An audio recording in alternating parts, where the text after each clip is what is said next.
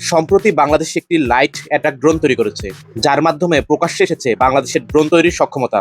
বাংলাদেশের ইতিহাসে প্রথমবারের মতো এই ড্রোন তৈরি করেছে বাংলাদেশ বিমান বাহিনী।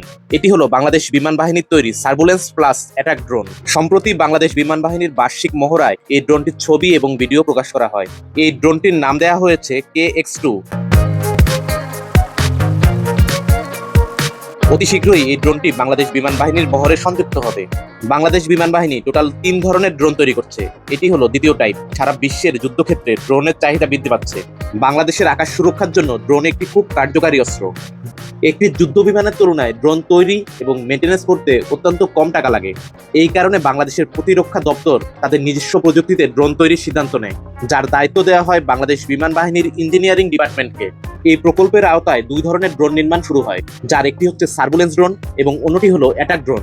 আধুনিক দুনিয়ায় ড্রোন ছাড়া যুদ্ধক্ষেত্র প্রায় অসম্পূর্ণ।